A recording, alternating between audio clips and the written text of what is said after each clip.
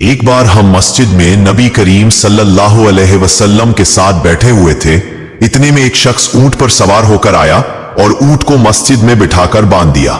پھر پوچھنے لگا، بھائیو تم لوگوں میں محمد صلی اللہ علیہ وسلم کون سے ہے؟ نبی کریم صلی اللہ علیہ وسلم اس وقت لوگوں میں تکیہ لگائے بیٹھے ہوئے تھے۔ ہم نے کہا، ہم محمد صلی اللہ علیہ وسلم، یہ سفید رنگ والے بزرگ ہیں جو تکیہ لگائے ہوئے تشریف فرما ہے۔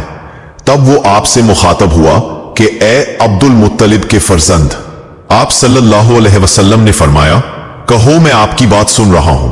وہ بولا، میں آپ صلی اللہ علیہ وسلم سے کچھ دینی باتیں دریافت کرنا چاہتا ہوں اور ذرا سختی سے بھی پوچھوں گا تو آپ اپنے دل میں برا نہ مانیے گا۔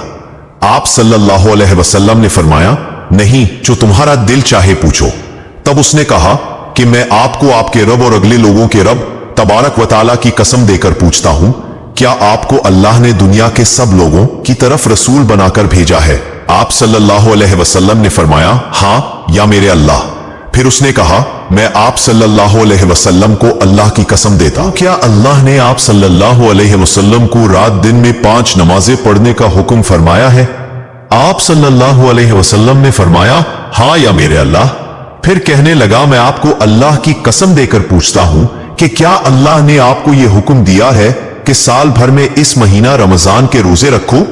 آپ صلی اللہ علیہ وسلم نے فرمایا، ہاں یا میرے اللہ۔ پھر کہنے لگا، میں آپ صلی اللہ علیہ وسلم کو اللہ کی قسم دے کر پوچھتا ہوں کہ کیا اللہ نے آپ کو یہ حکم دیا ہے کہ آپ ہم میں سے جو مالدار لوگ ہیں ان سے زکوٰۃ وصول کر کے ہمارے محتاجوں میں بانٹ دیا کریں؟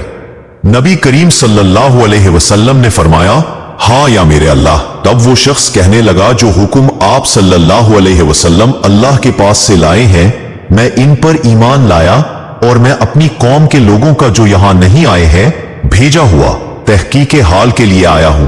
میرا نام زمام بن ثعلبہ ہے، میں بنی سعد بن بکر کے خاندان سے ہوں۔